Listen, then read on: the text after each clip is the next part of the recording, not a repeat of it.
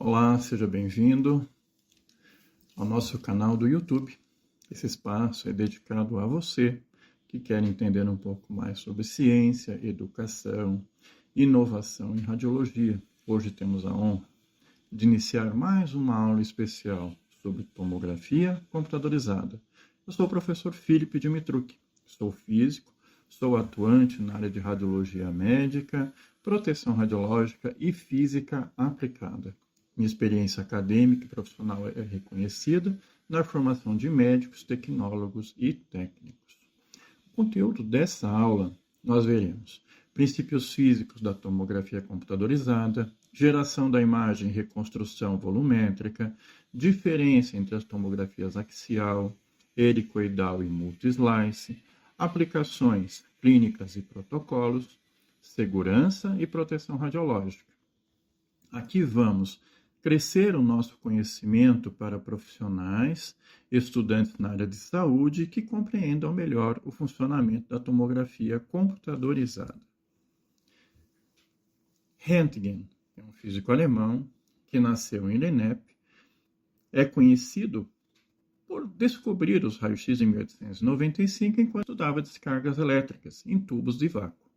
Sua primeira radiografia foi à mão de sua esposa, Dona Berta, revelando ossos e o anel, marco que revolucionou a medicina diagnóstica. Em 1901, recebeu o primeiro Prêmio Nobel de Física pela descoberta.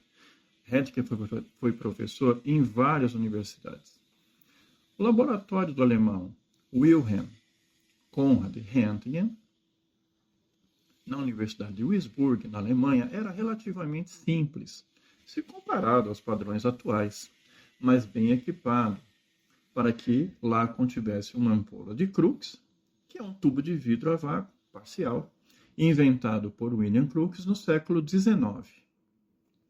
Usado em experimentos com descargas elétricas, ele é fundamental nos estudos de eletricidade e gases rarefeitos, que levou a descobertas importantes como o elétron. O espaço era organizado como laboratório experimental de física voltado aos estudos da eletricidade, descargas elétricas e gases rarefeitos.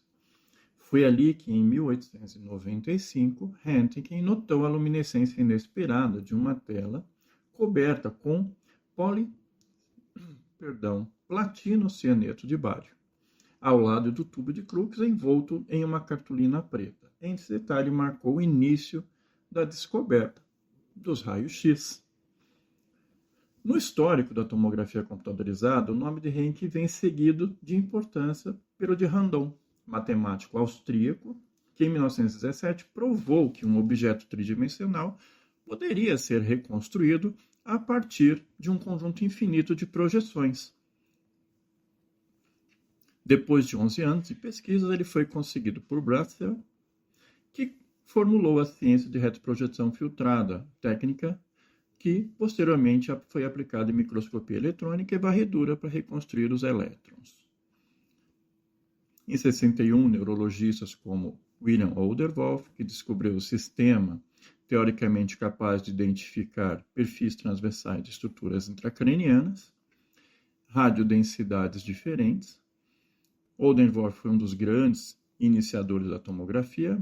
Todo o mérito deve-se a Hounsfield, que teve a felicidade de introduzir o computador ao sistema básico e colar este na prática.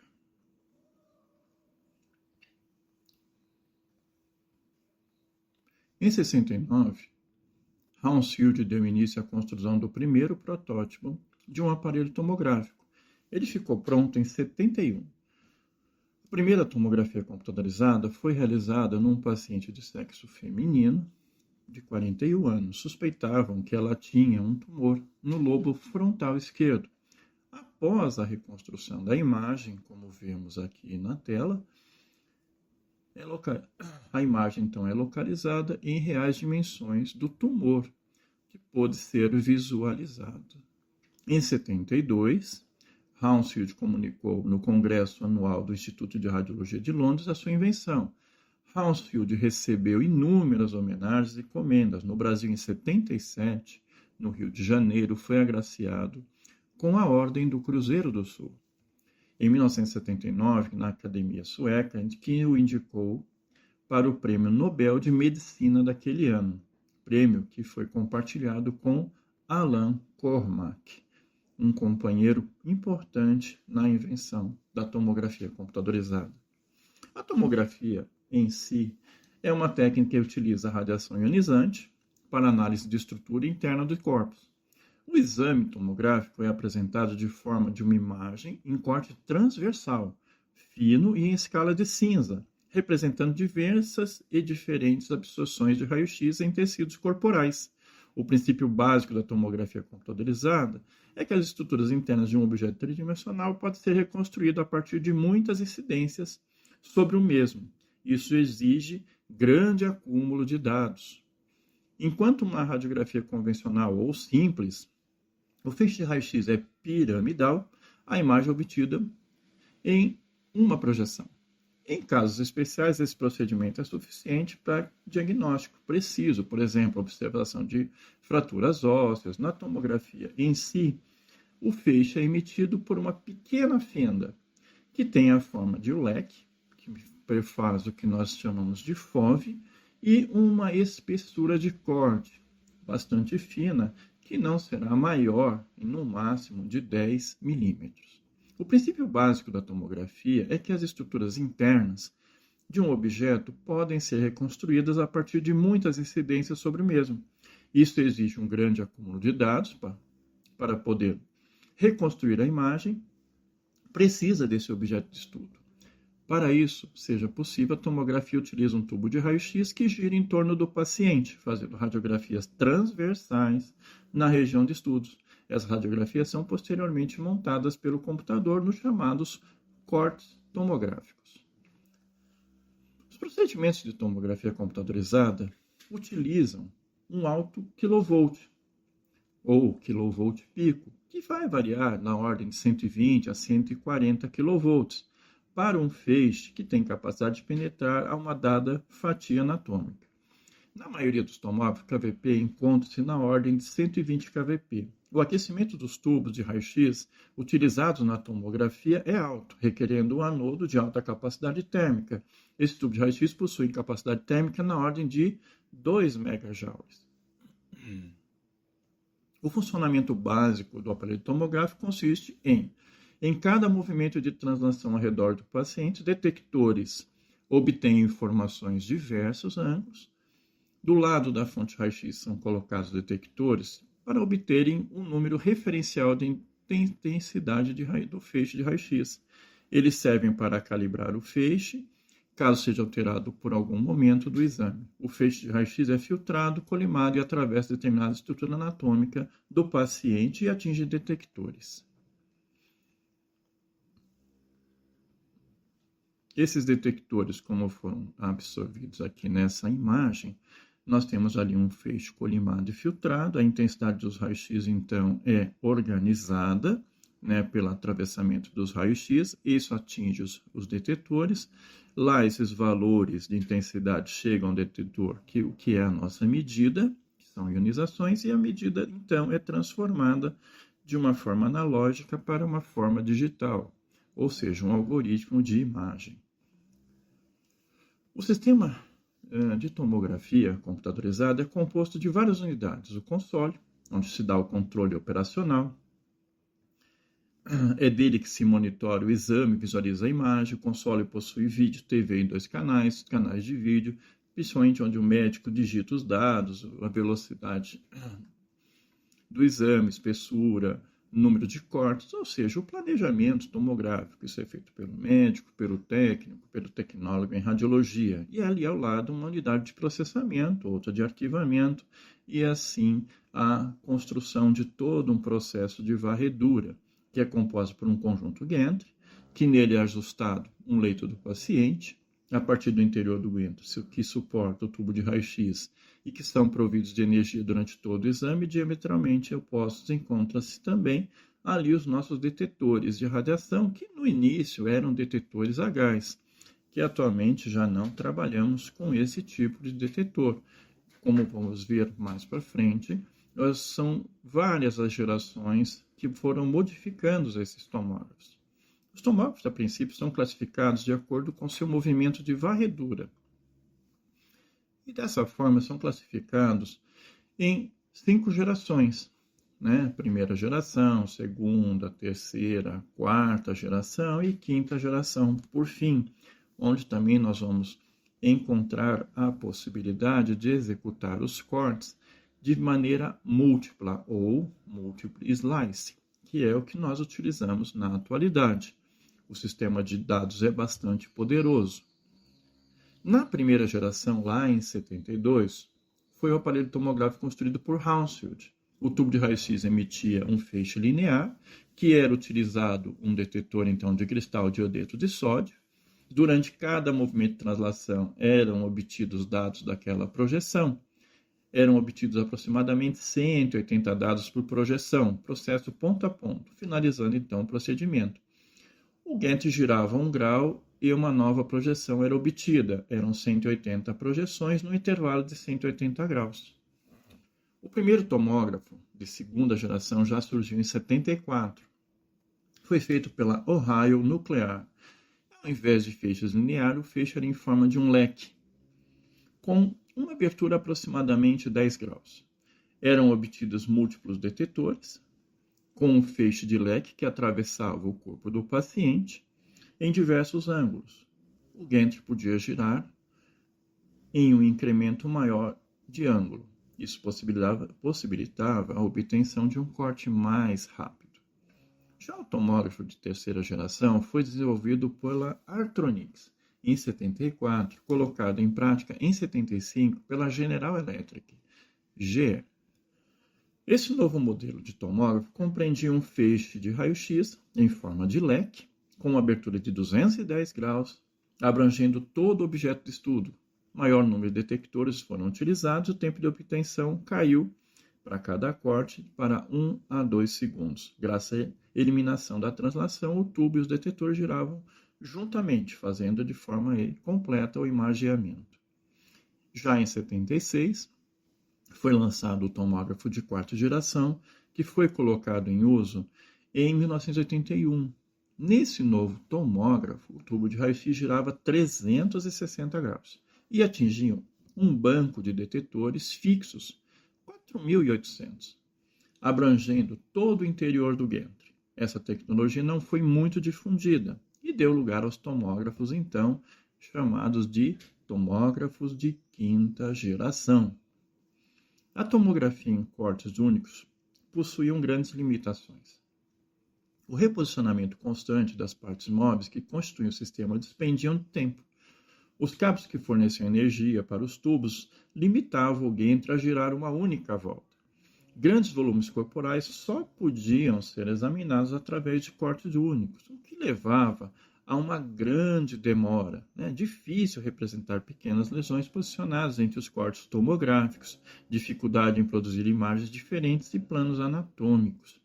E isso foi sendo melhorado com a geração de varredura helicoidal, o que melhorou bastante a aquisição de dados em grandes volumes com um tempo muito curto de aquisição.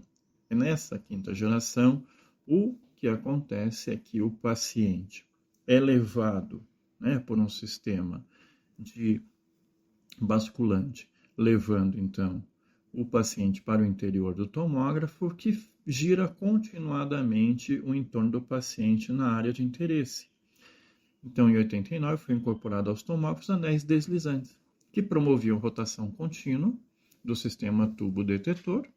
Diferentes aparelhos convencionais, o leito do paciente é movido para dentro do gantry, como nós dissemos, com uma velocidade fixa, enquanto o sistema tubo-detetor gira constantemente. Não há partes móveis, o que permite uma velocidade de aquisição de dados extremamente curta, ou melhor dizendo, extremamente pequena, o que melhorou muito o processo. Aqui nessa imagem nós temos um canhão de elétrons que foi utilizado nos tomógrafos helicoidais.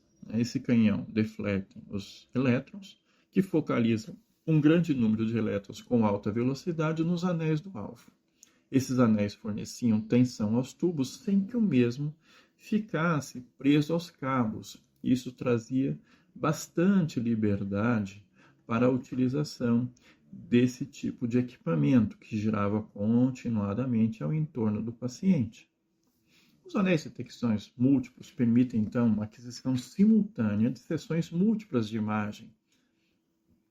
A imagem-tomografia tem se tornado cada vez melhor.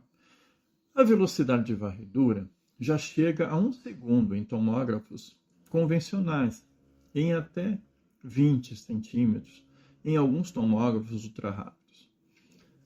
Os tomógrafos mais recentes produzem imagens sem intervalos de cortes e possibilitam a criação de imagens tridimensionais em diversos planos.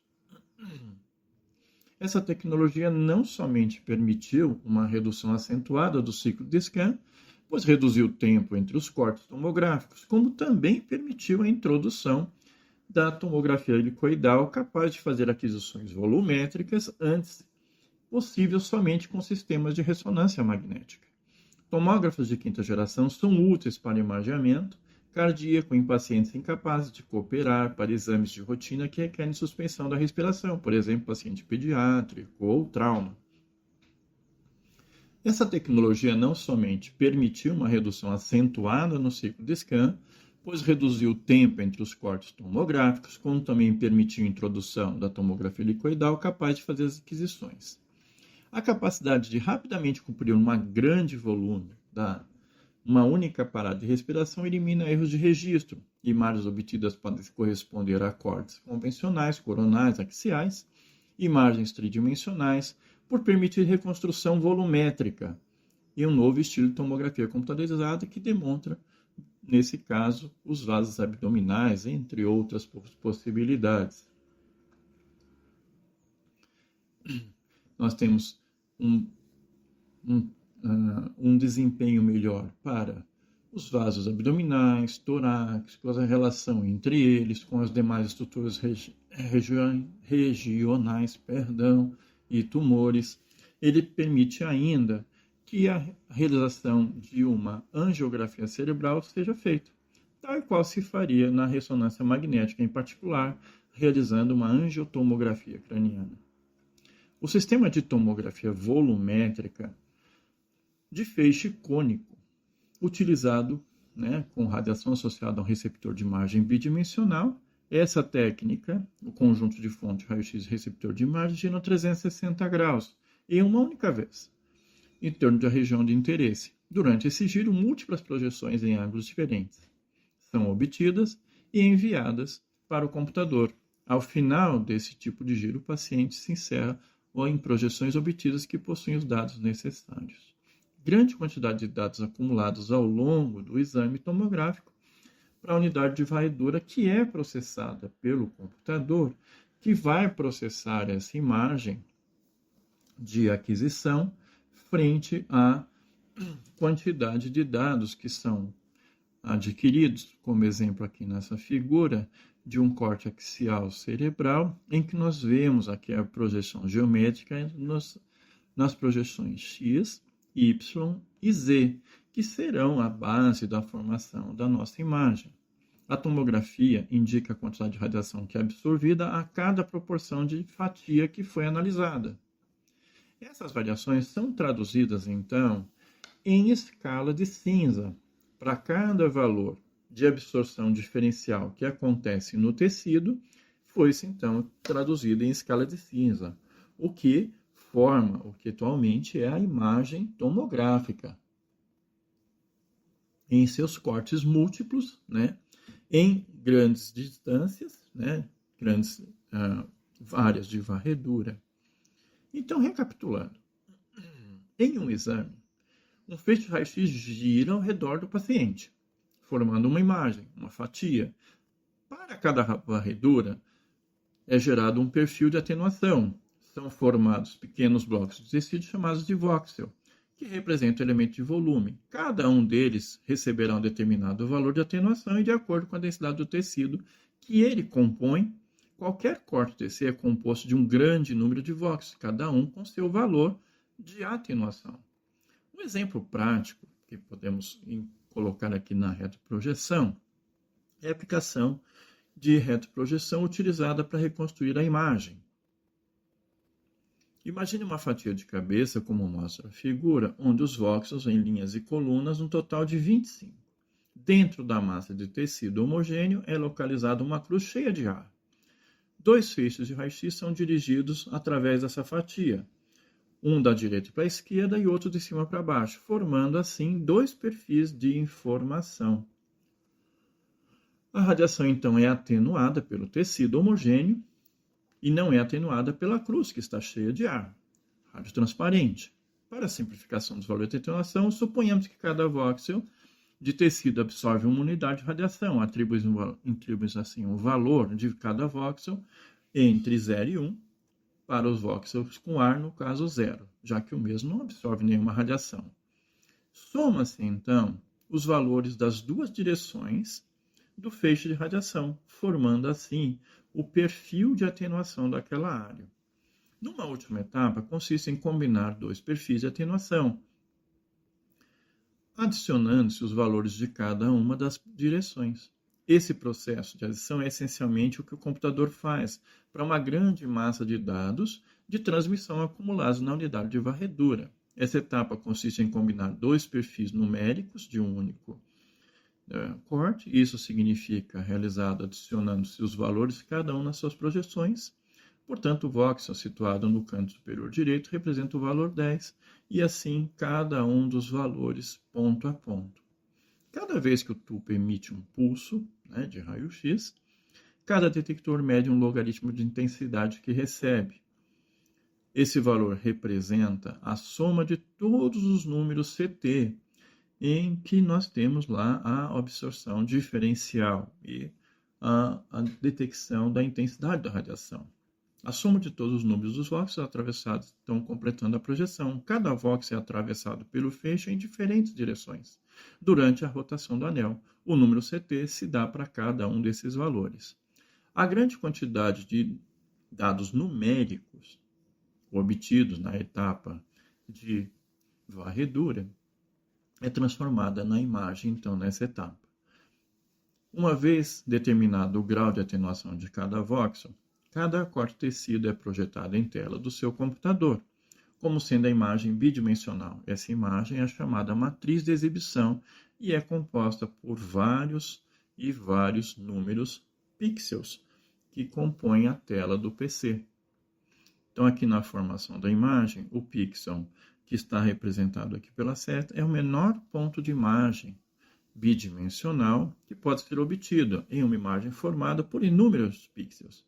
A matriz, onde estão compostos todos os pixels, é um conjunto de pixels que estão distribuídos em linhas e em colunas, e assim perfazendo cada preenchimento de intensidade de raio-x um pequeno grupo de pixels. O pixel recebe o valor, então, computado, que é o coeficiente de atenuação linear médio daquele voxel.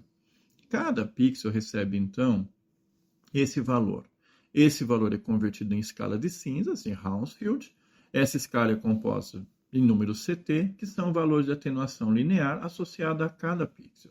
Tons de cinza distribuídos em números CT, formando a imagem em escala de cinza. Segundo o Bontrager 99, após a unidade de processamento CT, através de milhares de equações matemáticas, determinamos o coeficiente de atenuação linear. Hounsfield definiu arbitrariamente o número de tomografia, ou número CT, da água como sendo 0HU, Hounsfield Unit. O NCT do osso compacto como sendo 1000 positivo HU e o NCT do ar como sendo um número negativo menos 1000 HU. Com referência à calibração é utilizado o coeficiente de atenuação da água, que é 0. Assim, a medida desconhecida da densidade do lado material pode ser comparada com essas substâncias. Cada uma das substâncias, então, recebe o seu valor em NCT. Aqui nós temos um quadro onde nós percebemos no alto o ar, uma área radiotransparente com menos 1000, a água como sendo o valor intermediário como 0, e na extremidade positiva, lá na base, nós temos o osso cortical, bastante calcificado, que está na ordem de 1000. Cada um desses valores atribuindo cada tipo de tecido no nosso paciente. Aqui mais claramente percebemos que cada estrutura, desde a radiotransparente até aquelas que são radioopacas, ou seja, que absorvem muita radiação, onde nós temos na extremidade o chumbo, que nos traz um branco bastante intenso, ou seja, a máxima possibilidade de branco na imagem, por ser um metal absorvente, e o ar, que não é absorvente em sua grande estrutura, né, aparecendo em tom de preto. Entre o preto e o branco, percebemos vários tons de cinza, bem diferentes. E isso é o que vai caracterizar, então, a nossa imagem de tomografia, como nós vemos aqui. Ou seja, a porção externa onde está o ar está em preto, a gordura, que é menos densa, mas mais densa que o ar, em cinza escuro, e assim até o osso, né? Passando pela musculatura, valores de cinza para cada uma dessas áreas. Isso facilita bastante a interpretação da imagem, como vemos aqui, e nos traz grande contraste e bastante conforto óptico, para que possamos analisar essa imagem.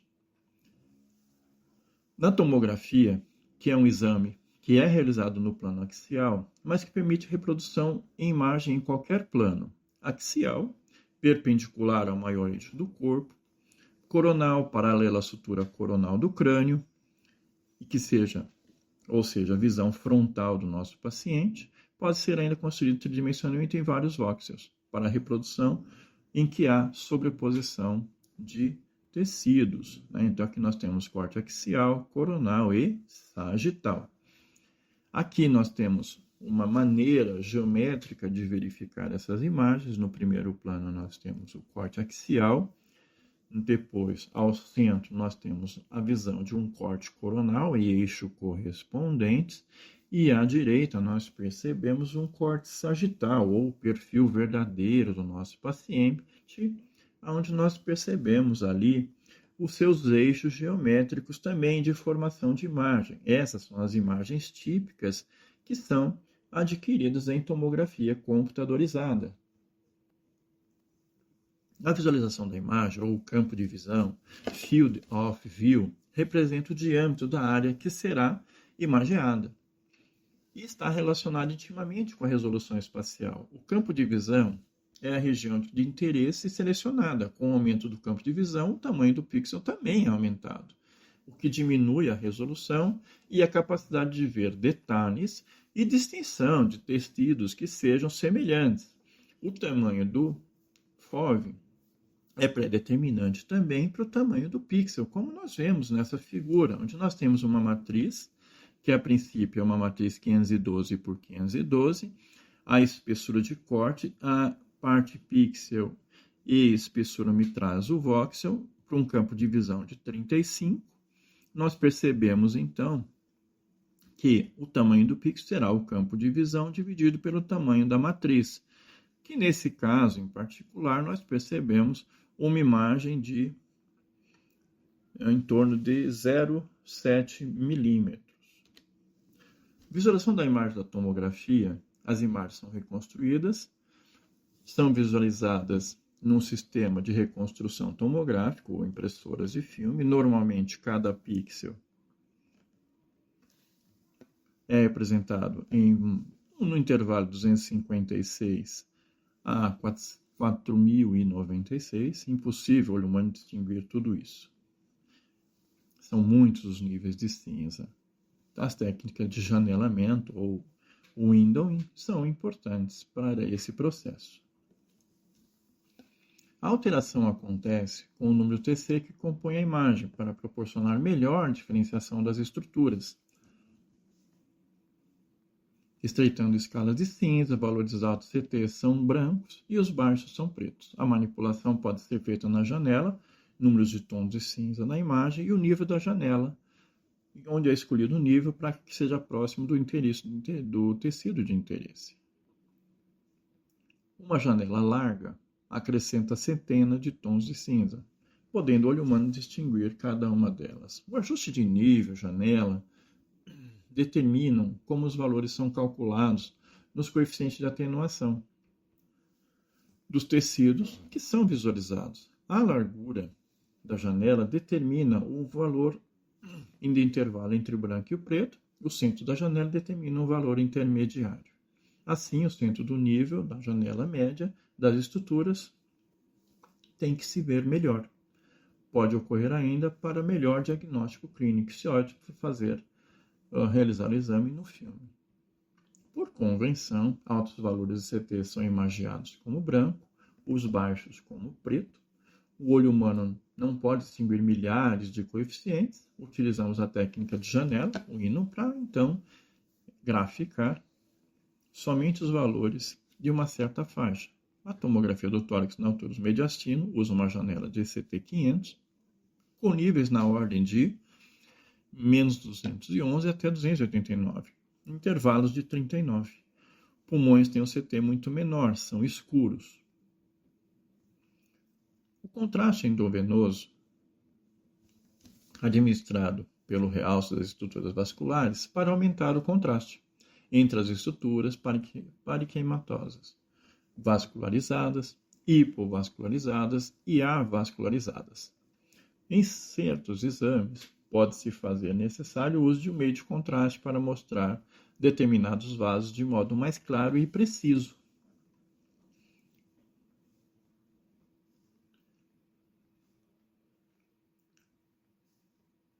As indicações, a princípio, da nossa tomografia computadorizada, ela se faz aí com um bom diagnóstico para exame cerebral e medula espinhal, ainda o procedimento de escolha, para exames de tórax, mediastino, abdômen superior, cavidade peritoneal. É muito útil na demonstração de tumores, abscessos, ruptura de órgãos, acúmulo de líquidos de alta precisão. Também é melhor procedimento para guiar agulhas de biópsia para a introdução de tubos de drenagem em abscessos. Distúrbios neurológicos trazem algumas das nossas limitações de tomografia computadorizada. Exemplo, Parkinson, outras afecções que causam movimentos involuntários. Distúrbios psiquiátricos, mulheres grávidas, crianças ou idosos, com dificuldade em obedecer certos comandos, compreensão, principalmente da necessidade de mobilização, Isso é bastante interessante no nosso dia a dia, pela velocidade que temos para a aquisição atual de tomografia. Existem ainda outros tipos de equipamentos em que nós usamos o princípio de tomografia, entre eles o PET, Positron Emission Tomography, e o SPECT. São sistemas híbridos entre o uso da radiação ionizante, do raio-x, e da gama proveniente de uma fonte de radiação, com estudo com uma câmara de cintilação. Vai determinar também a distribuição de radioatividade e resultar, então, na biodistribuição de um radiofórmio. São bastante utilizados na nossa rotina.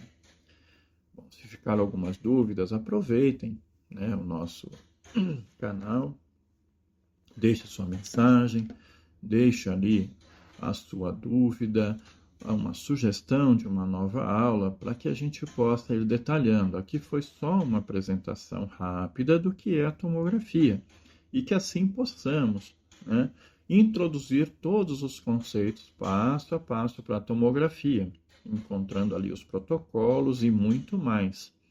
Então, eu deixo aqui uma bibliografia também, é uma bibliografia importante, principalmente no que se refere às imagens ou seja, multi-slice. Nós temos equipamentos hoje que trabalham aí, principalmente no Brasil, com até 128 canais. São equipamentos muito rápidos para o nosso dia a dia e entender a formação da imagem é muito importante. Então, aqui é uma bibliografia base que nós vamos utilizar durante todas as nossas aulas relacionadas à tomografia computadorizada. De qualquer forma, deixo aqui o meu muito obrigado por acompanhar o nosso canal. Lembrar que nós estamos fazendo várias aulas, cada aula por tópico separado, proteção radiológica, ressonância magnética, tomografia, Muito em breve falaremos também de hemodinâmica e sistemas de fluoroscopia, em que nós usamos técnicas especiais para a realização das nossas imagens e sistemas digitais. Essa é a nossa ideia de trabalho aqui. Bom, se você gostou do nosso conteúdo, claro, deixe um like, ajuda muito o nosso conteúdo e o nosso canal. Em breve vamos lançar mais conteúdo sobre ressonância magnética, tá? Que estávamos um pouquinho atrasadinhos, tá? E não se esqueça de se inscrever aqui no canal, ativar o seu sininho de notificação, seguindo a gente também lá no Instagram do Instituto Physics para ficar por dentro de tudo que acontece. Estamos aqui à sua disposição para que cada aula seja melhorada dia a dia. Um abraço, pessoal.